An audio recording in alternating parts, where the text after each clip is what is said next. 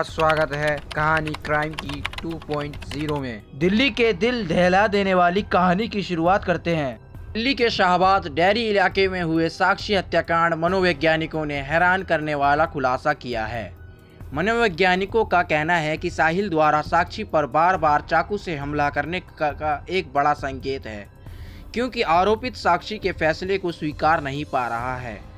दिल्ली के एक फॉरेंसिक मनोवैज्ञानिक मोहित भुट्टा ने कहा कि पीड़िता को चाकू भोंकने और स्लैब से कुचलने का कृत्य हमलावर के विनाशकारी इरादों को दिखाता है कि वह उसके साक्षी को पूरी तरह मिटा देना चाहता था।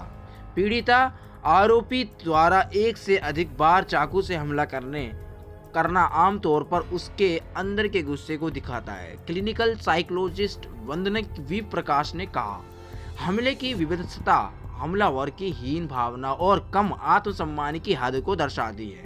यह अपराधी के गुस्से, नफरत और गुस्से को खत्म होने तक वार करने की उसकी मनोदशा को दर्शाता है। इंद्रनील भवाल के अनुसार वर्तमान में राजस्थान में एक पॉक्सो परियोजना में शामिल एक फॉरेंसिक मनोवैज्ञानिकों ने कहा कि गुस्से और बदले की इस भावना में यह भी संकेत मिलता है कि पीड़ित और अपराधी के बीच एक व्यक्तिगत संबंध था। उन्होंने कहा, हत्या से ठीक पहले हाल ही में उनके रिश्ते में कुछ हुआ था जिसने एक ट्रिगर के रूप में काम किया और उसे अपराध करने के लिए उकसाया। Shri Balaji action medical institute नई दिल्ली में सलाहकार नैदानिक मनोवैज्ञानिक अर्चना शर्मा के अनुसार रिश्ते से संबंधित मानव वधू के बार बार भोंकने की घटनाएं अधिक से अधिक होती है।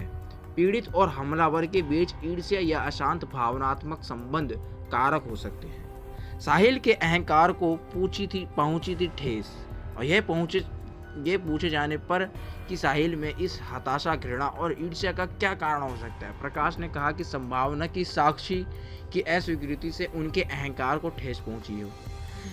पुलिस ने पहले कहा था कि साहिल 28 मई को दोपहर को नशे में चूर था और शाम को साक्षी से भिड़ गया, जो अपने दोस्त के बच्चे की बर्थडे पार्टी में जा रही थी। साक्षी को मरने के बाद साहिल पास के एक पार्क में गया और वहां कुछ देर बैठा रहा। पुलिस के मुताबिक साक्षी और साहिल जून 2021 से एक दूसरे से संपर्क में थे, लेकिन साक्षी ने पिछले 3-4 महीने से दूरियां बना ली थी। पुलिस के अनुसार साहिल कुछ वक्त से साक्षी पर हमला करने की योजना बना रहा था, क्योंकि साक्षी की अपनी दोस्त प्रवीण से नजदीकियां बढ़ गई थी। साक्षी साहिल से दोस्ती करने से पहले 3-4 साल तक प्रवीण के संपर्क में थी। वही साहिल ने पुलिस को बताया कि साक्षी प्रवीण के साथ फिर से दोस्ती करना चाहती थी, क्योंकि उसके पास बाइक थी। वही 27 मई को साक्षी ने साहिल को उससे दूर रहने की चेतावनी दी थी।